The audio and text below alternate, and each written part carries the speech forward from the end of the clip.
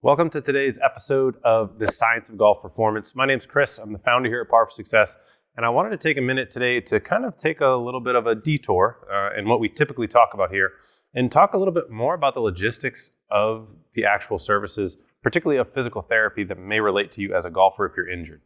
Here in the US, obviously we have a multi-payer system, and depending on who your insurance is and who your doctor is, I think there's a lot of confusion around how to get the best physical therapy to help you regardless of your injury, but particularly if you're a golfer.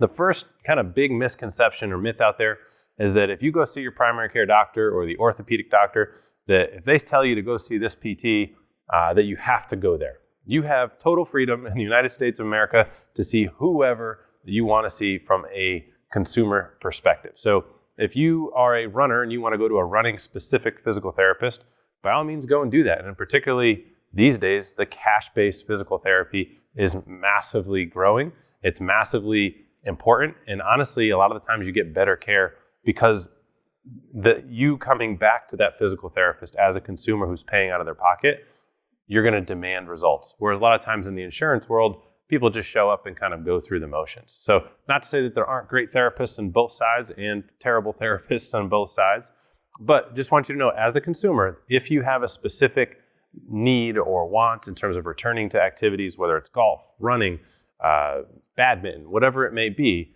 you have the absolute total freedom and the right to find the physical therapist that's right for you and is going to meet your goals. You do not have to go wherever your doctor tells you to go.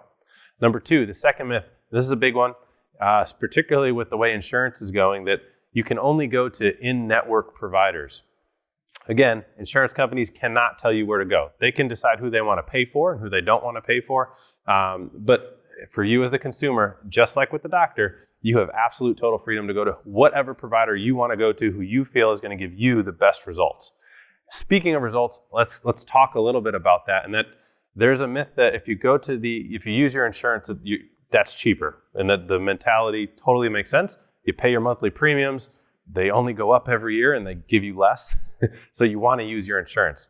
The downside is that every year, typically, our deductibles go up.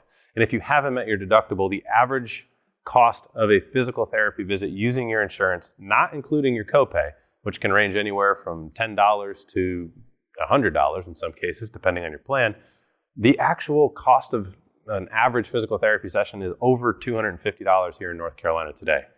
Going to a cash-based practice, actually not using your insurance, saying, I don't want to use my insurance, I'm going to go and just pay a cash rate, usually is at least $100 cheaper. So you're going to significantly save, on average, they did an interesting study, on average you're going to save over $1,000 over your plan of care by actually not using your insurance if you haven't met your deductible for physical therapy.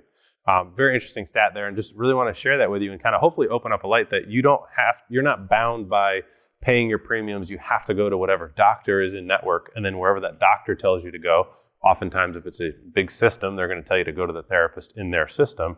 You're not bound by that. Now, if that's the best choice for you, by all means go ahead and do it, but you don't have to do that. The fourth thing that I want to talk about, the fourth myth out there is that, again, along the same lines, insurance is going to be the cheaper route to go.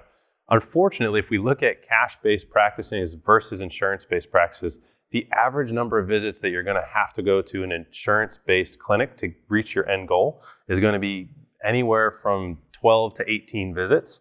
What we see in the cash world is you actually will only go 4 to 6 visits. And the reason is you're going to get totally one-on-one time, generally speaking, with the actual therapist. Whereas in the insurance world, they're bound by what the insurance company is going to pay them, which isn't a lot, and it gets less every year. So they see 3-4 people in an hour. Whereas in a cash-based system, you cut out the middleman. So that's what we do here at Par for Success. That's what a lot of other clinics are doing around the country. And as a consumer, you need to be aware of what's going on and how the money is getting used. And you can, as the consumer, can pay less and get more very, very often in the cash-based world. Now, if you've made your deductible, you had surgery, and it's quote-unquote free to go to therapy, by all means, use that benefit. You're paying for it, use it. But really just wanted to make sure today, kind of in a little bit of a detour episode, that you understand the healthcare system in the United States of America today and how you can get the best rehab to get you back on the golf course as quick as you can.